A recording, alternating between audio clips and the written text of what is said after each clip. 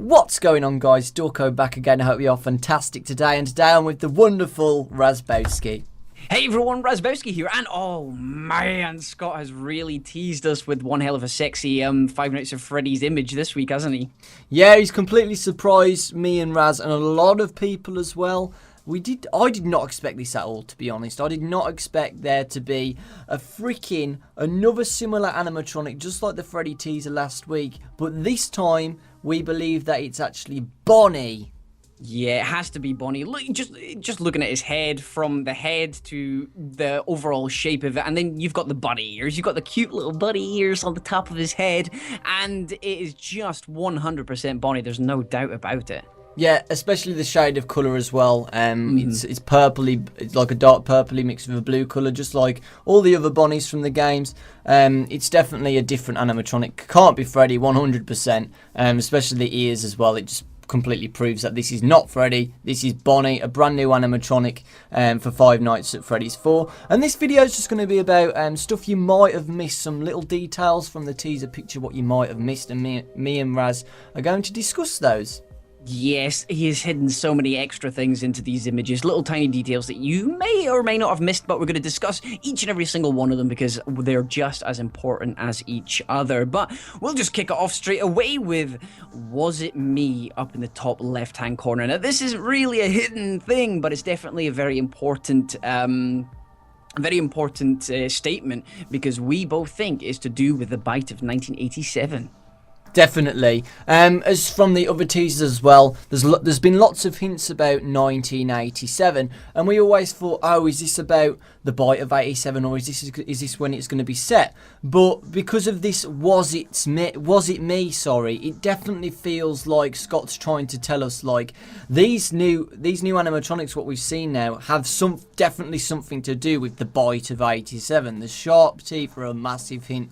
But it just seems to me that he's trying to tease us with it. Like, who is it? Who caused the bite? Was it this Bonnie? Or was it that Freddy? Or maybe in the future we might see that there's other animatronics similar to this. And was it those either?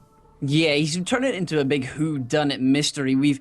He's seen all the theories that everybody comes up with on YouTube and Reddit and stuff. So he's probably sitting there laughing to himself, thinking, well, I'm going to make this a little bit more complicated for you. So is it Freddy? Everybody was saying it was Freddy last week because of the big teeth on that guy. And now we've got Nightmare Bonnie coming into the mix as well. So next week, are we going to get maybe Foxy or Chica adding it in there? Yeah. But also linking it to 1987 is if you have a look at the page source info on scottgames.com, he has reinstituted. He's put the 8s and the 7s back into the source code, which again is hinting to 1987. Definitely. One thing you might have missed as well, I mentioned it in a video earlier. I've spoke to Raz about it, and he seems to find this interesting. Because was it me? It seems very similar to It's Me. If you remember back in Five Nights at Freddy's 1, we got the hallucination saying, it's me, it's me. And the interesting thing I thought about that is when you get the It's Me hallucinations, the things what you see are both Freddy and Bonnie. So maybe this is something to do with that. Yeah, definitely. He likes putting all these questions into the game, and I think finally in Five Nights at Freddy's 4 we're going to be getting this, and he's definitely hinting towards a timeline and what he's going to be solving in the games, which is fantastic because it's the final game, it's the final chapter, and he wants to finish it the way he sees fit, and he has envisaged before he hands it over to the Warner Brothers to do their shit. Definitely. Next thing, what you might have not noticed, but definitely on this picture, folks, is that this animatronic has 5 fingers. Now, there was a lot of arguments. I saw loads of arguments on I don't know whether it was the same for you, Raz, but people who were saying, no, it's 4 fingers, no, it's 5 fingers. But we can clearly see now, folks, that these animatronics do both have 5 fingers. Which is very interesting because what me and Doco speculated about last week was with Nightmare Freddy, we hinted, was this Spring Freddy because of the 5 fingers? Because you'll know that the rest of the animatronics only have 5, so somebody could fit their hand inside. So were these suits meant to be worn? Were they meant to be worn, or are they just designed very, very similarly to the Spring animatronics? Maybe these were earlier versions than the ones we know and love, and that's why they had 5 fingers before they changed them to be less human, and because of all the maybe the negative press to do with the older animatronics with all the murders and stuff. Yeah, the thing what bugs me about this is that this is definitely not Springtrap. Definitely. It's completely not. Here's a comparison between the two. You can clearly see that these are not the same. Different colours, different mouth sizes, different, you know, everything is completely different. So it's definitely not Springtrap. But the thing what gets to me now, though, is that we always thought that it was Spring Bonnie was Springtrap. But if this guy has 5 fingers too, it's kind of like confusing. So what Raz said, these might be like previous wearable costumes before Springtrap as well. Or, again, the sister locations. There could have been more than 2 spring costumes. And in the sister location, they had these guys. Yep, I think the sister location is definitely going to play a big role in this game, and maybe I think these animatronics must have been there, because where the hell else have they been? I know, exactly.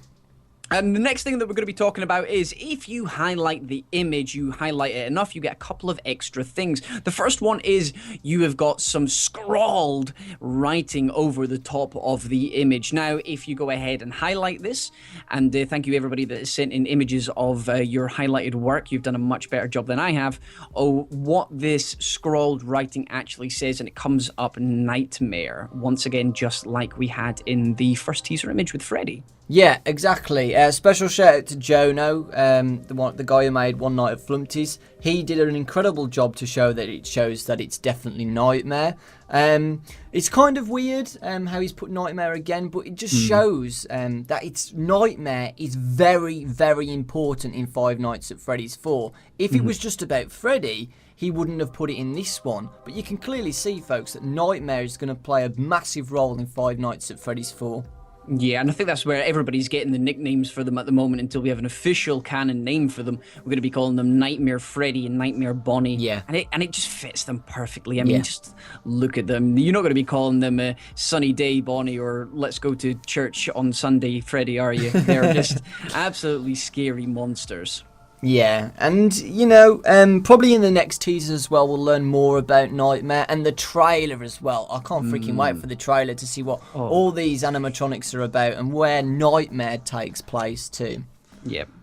The next thing we want to talk about, guys, some little details what you might have missed. I'm going to talk about the eye. Now, if you've noticed, folks, that one of the eyes is missing on the right eye. Even when you brighten it up, you can't see the eye.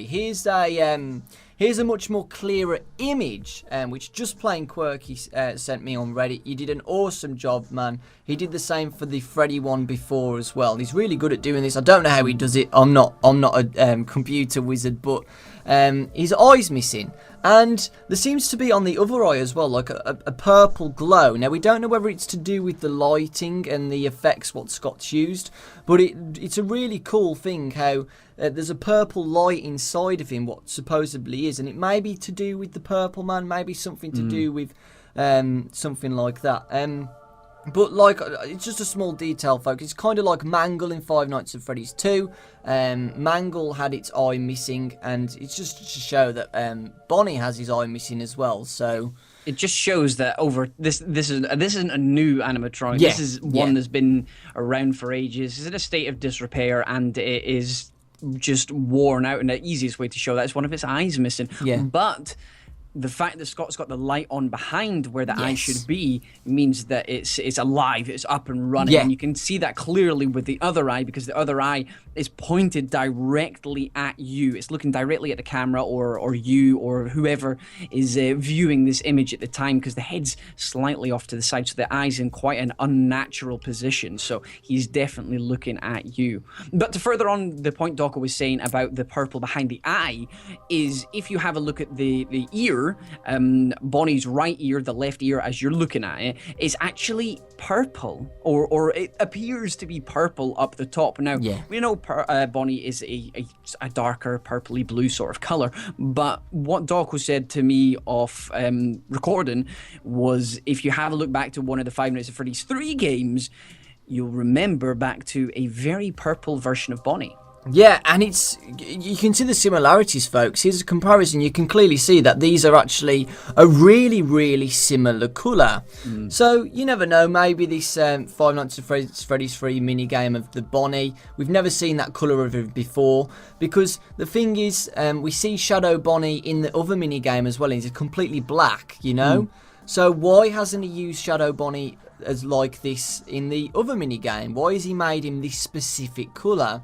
And it's very similar to the top left of the ear when you see the lighting of it. So is this to do with the Five Nights at Freddy's 3 mini game, Shadow Bonnie?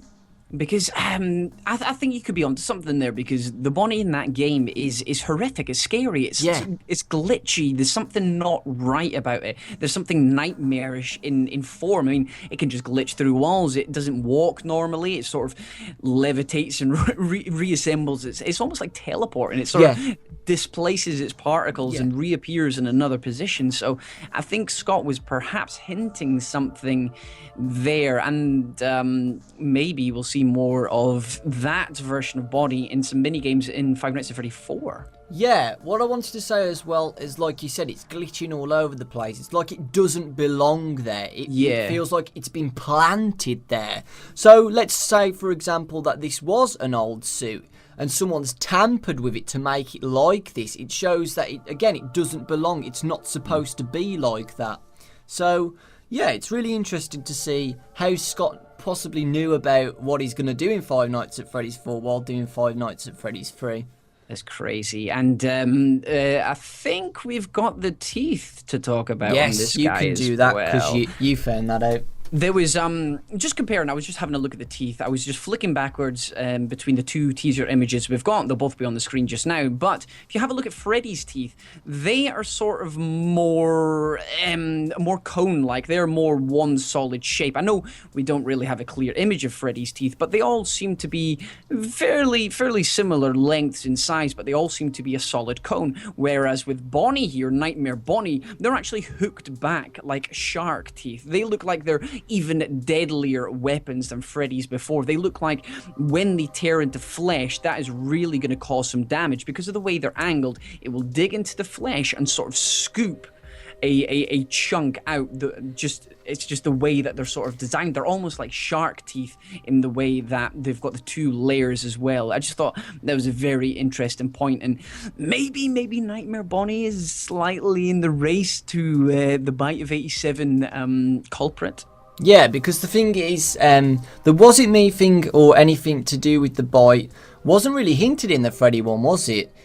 No. Why would he put Was It Me just for Bonnie and not about Freddy? Probably just to tease us, you know. Yeah. I certainly do believe that during Five Nights at Freddy's 4 there's going to be like teases on who it is, and at the end of the game we finally know who caused the bite, like possibly like an investigation, just like Five Nights at Freddy's 3, how we had to do things to uncover the story. I definitely think that it's going to be like that in Five Nights at Freddy's 4. I think so. I think you can get away with doing it that way. So solving loads of different mini games, maybe going back, adding replayability to the game and stuff to find out all the secrets. I think that's perfectly valid. Whether it's canon or not doesn't really bother me. I just want to find out who has caused the Bite of 87. Yeah, me too. Yeah. We've had a really good talk, guys. Those are the things what we think, what you might have missed. If you didn't realise any of these specific details, what we've said, please leave a like. And if we've missed something what you guys have noticed in this teaser, please let us know in the comments down below. Yes, and if you enjoyed today's video, then please hit that like button. It really is appreciated. And if you're coming from my channel, please go and check out Doko's channel as well, because you know by now he does fantastic videos. Same thing to Raz, guys. An awesome guy. Lots of theories, lots of Let's Plays. He's downright awesome. Aww. So, really hope you enjoyed it, guys. From me and Raz, we'll see you all next time. Love ya.